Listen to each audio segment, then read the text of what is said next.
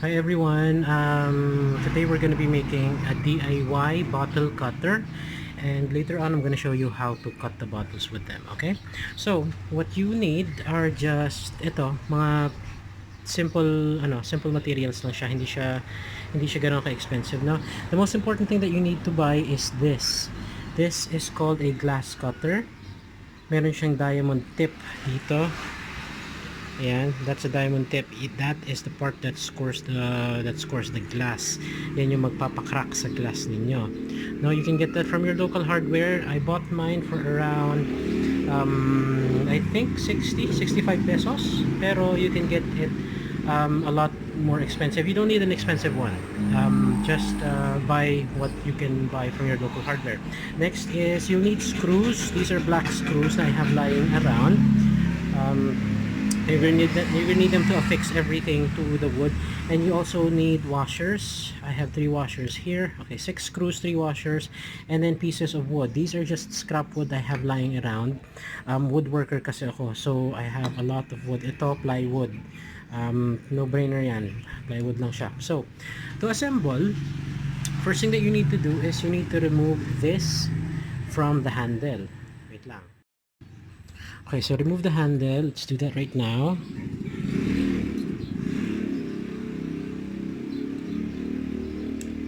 Ayan. And then this is gonna come off. Yan. Okay, so that's the only part that you need. We're gonna mount this to this wood right here, and ito, you can just discard this. Well, I don't know kung ano gusto nyo gawin dito, but just discard the whole thing. Now let's mount this to this piece of wood. Na-assemble ko na to kanina, so dinisassemble ko lang ulit para makikita ko sa inyo. Let's do that right now. Hang on. Okay, so what you need are the 3 screws. Ilagay nyo lang siya washer, and then put it inside the holes. 3 hole yan, guys. Okay. Okay, paon nyo lang.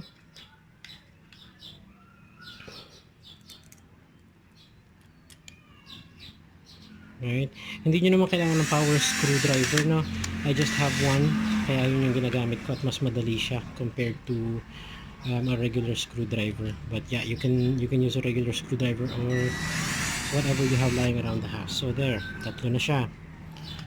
So the next thing that you need to do is insert this part here. Ganyan siya. Let's do that right now. And then tighten the screws.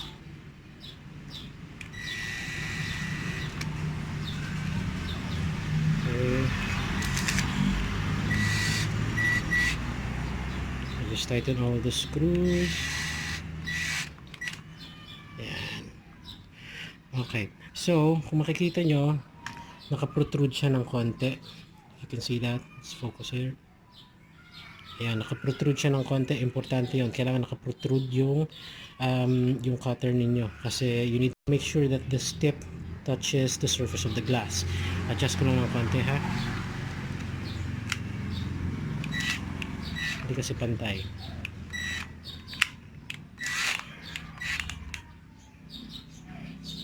That looks good. Adjust ko talaga ng konti ka.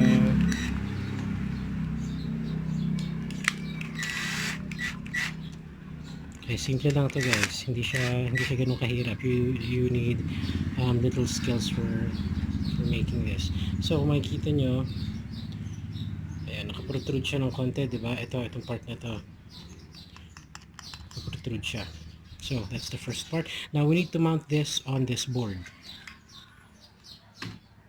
Kanina nakamount na yan, so meron na akong mga holes, and then may linya na ako. I just need to align that line there,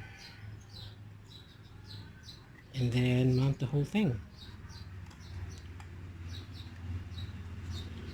Okay. All you need are 2 screws. It's the first one.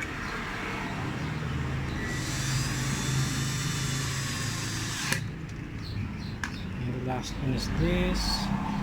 Not sure kung dito siya talaga, but let's try. Okay, so that's the first part. Okay, turn it around para makita ninyo. Now, the last part is itong fence na to. This is a stock block na ilalagay nyo naman dito. Let's see if ito. May linya to. Ayan. So, ilalagay nyo yan dyan. Let's do it right now.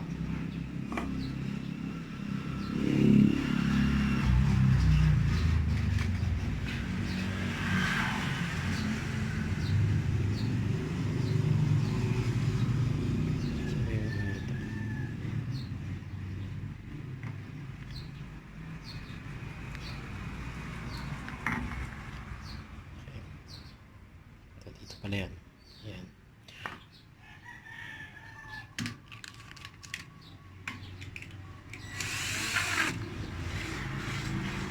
Okay. Kompletuhin natin.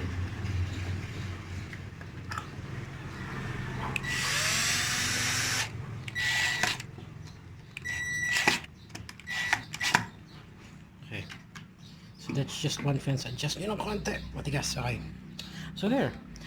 That is as simple as it gets. You just need 3 pieces of wood, a lot of elbow grease, screws, and an imagination. It's not that simple. It's not that simple. It's not that hard. Okay, ayan. If we take a close-up picture of this, ayan, that's how it should be. Okay, so next up is cutting the actual bottle. And, well, I'll see you in a couple of minutes.